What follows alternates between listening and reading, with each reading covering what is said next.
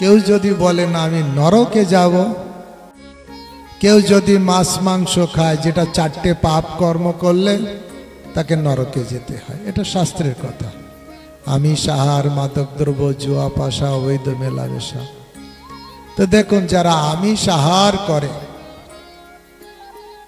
আমিষ খেতে গেলে আমিষ কিনতে হবে, আর কিনতে গেলে টাকা লাগবে, টাকার জন্য খুব পরিশ্রম করতে হবে, না হলে ভালো মাছটা কিনতে পারবেন না।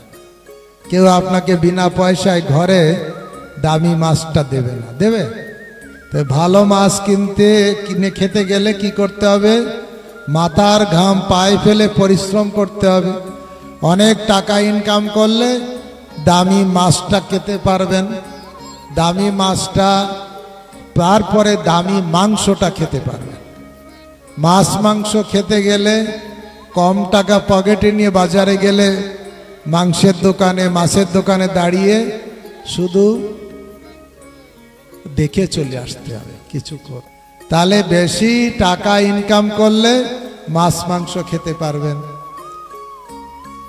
মাছ মাংস খেলেন, আর যখন বেশি মাছ মাংস খাবেন, ওটাকে হজম করতে গেলে মদের বোতল লাগবে। নরমালি মাছ মাংস হজম হয় না, সেই জন্য টাকা দিয়ে মাছ মাংস কিনতে হবে, তার জন্য পরিশ্রম করতে হবে। মাছ মাংস খাওয়ার পরে আবার মদের বোতল কিনতে হবে, আরও পয়সা খরচা করে মদের বোতল খেতে হবে।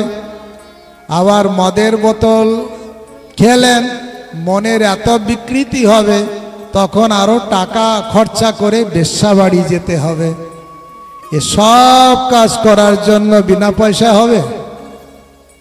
টাকা লাগবে, আর টাকার জন্য পরিশ্রম লাগবে। তাহলে আর রেজাল্ট কি হবে? নরক যাত্রা। তাহলে নরকে যেতে গেলে পরিশ্রম লাগবে না সহজে হবে? কিন্তু ভগবান বলেছেন, পত্রং, তুলসী পাতা কার বাড়িতে না নেই? পুষ্পম, ফুল কার বাড়িতে নেই? না থাকলে রাস্তায় পাশে পাশে কত পুষ্প ফুটে আছে, অন্য বাড়ি থেকেও 2টো পুষ্প নিয়ে আসতে পারবেন। পত্রং পুষ্পং ফলং, ফল, ঘরে ঘরে ফল আছে।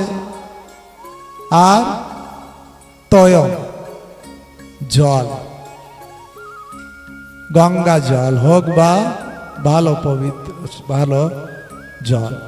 এই জলের জন্য এই যে 4টে জিনিস, আপনাকে অনেক পরিশ্রম করতে লাগে, টাকা খরচা করতে লাগে, কিন্তু এটা ভগবানকে দিলে ভগবান গ্রহণ করে নেয়।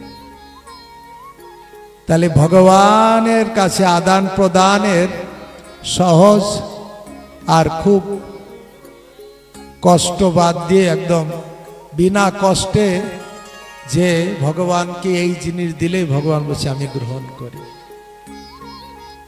এই জন্য ভগবদ গীতায় ভগবান কত সুন্দর উপদেশ দিলেন। শুধু বেকা পথে গেলেই জীবন কালীপদ, সহজ সরল পথটা যান, কত সুন্দর।